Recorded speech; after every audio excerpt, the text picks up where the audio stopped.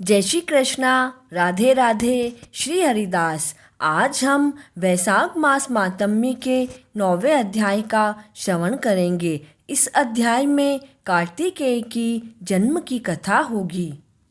मैथिल ने पूछा, मुनिवर, जब कामदेव का नाश हो गया तो वह वापस कैसे उत्पन्न हुआ? तब श्रुति देव ने कहा, मैं तुमको स्वामी कार्तिकेय के जन्म की कथा सुनाता हूँ। यह कथा प्राणियों के सारे पापों को नष्ट करने वाली है। इसके श्रवण मात्र से यश व पुत्र आदि की प्राप्ति होती है। कामदेव के भस्म होने के बाद रति ने सती होने की तैयारी कर ली। तब बसंत ने गंगा तट पर चिता बनाई। जैसे ही रति चिता पर चढ़ी तो आकाशवाणी हुई, हे कल्याणी, तू सती मत हो, तेरा पति शीघ्र ही जन्म लेगा। वह यदुकुल में भगवान श्री कृष्ण की महारानी रुक्मणी के गर्भ से जन्म लेगा और प्रद्युम्न नाम से प्रसिद्ध होगा। तू भी शंबर के घर जन्म लेगी, वहीं तेरा और प्रद्युम्न का विवाह होगा। यह सुनकर रति चिता से नीचे उतर गई। फिर रति प्रभु शिव के पास गई। प्रभु शिव ने उसे अभय दान दिया और कहा कि तेरा पति अनंग नाम से विख्यात होगा। पिछले जन्म में तेरा पति सुंदर नामक राजा था। तू उसकी पत्नी रजशंकर कारिणी थी, इसी कारण तेरी यह दशा हुई है। तू अब वैशाख स्नान कर और अशून्य शयन नामक व्रत कर।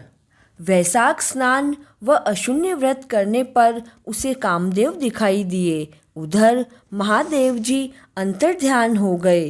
पार्वती जी ने सोचा, अब मैं क्या करूं?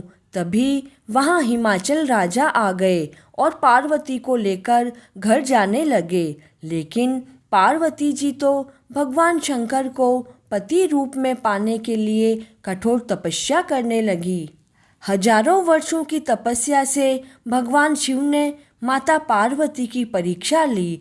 तब पार्वती जी ने कहा, आप सच में ही मुझसे प्रसन्न हो तो मुझे पत्नी के रूप में स्वीकार करें। भगवान शिव आशीर्वाद देकर अंतर्ध्यान हो गए। भगवान शिव ने कैलाश पर सभी ऋषियों को बुलाकर राजा हिमाचल के पास विवाह का संदेश भेजा। मुनियों ने जाकर राजा हिमाचल को पार्वती के पूर्व जन्म का सारा वृत्तांत कह सुनाया और कहा कि सती ही तुम्हारी कन्या पार्वती के रूप में अवतरित हुई है। तुम पार्वती का विवाह प्रभु शिव के साथ कर दो। तब हिमाचल ने कहा, मेरी पुत्री भी शिव को पति रूप में पाने के लिए कठोर तपस्या कर रही है। फिर निश्चित तिथि को भगवान शिव शंकर की बारात चली। सभी देवताओं, सभी भूतगणों और ऋषि मुनियों ने प्रभु शिव शंकर की स्तुति की। शिव पार्वती का विवाह होते ही समस्त लोकों में प्रसन्नता छा गई। प्रभु शिव ने माता पार्वती के विवाह को लंबा समय होने के बाद पार्वती जी गर्भवती नहीं हुई तो देवताओं ने अग्निदेव को बुलाया और कहा कि जहाँ शिव पार्वती रमण कर रहे हैं तुम वहाँ जाओ। बहुत विलंब होने पर कार्तिकेय का जन्म होगा, तभी तारकासुर का नाश होगा। असमय अग्नि को आया देखकर प्रभु शिव क्रोधित हुए और अपना वीर्य अग्नि के मुंह में छोड़ दिया। महादेव जी का अंश अग्नि के उदर में 10 माह तक बढ़ता रहा। तब सभी देवगण गंगा जी के पास गए और प्रभु शिव के अंश को अग्नि ने गर्भमोचन मंत्र से गंगा जी को धारण करवाया। लेकिन शिव के अंश का तेज गंगा जी भी सहन नहीं कर पाई। गंगा जी ने व्याकुल होकर उस शिव अंश का त्याग कर दिया। वह तेज गर्भ सरपतों सरकंडों में गिरकर 6 भागों में बट गया। ब्रह्मा जी ने गर्भ के सभी खंडों को इकट्ठा करके 6 मुंह वाले एक पुरुष का निर्माण किया।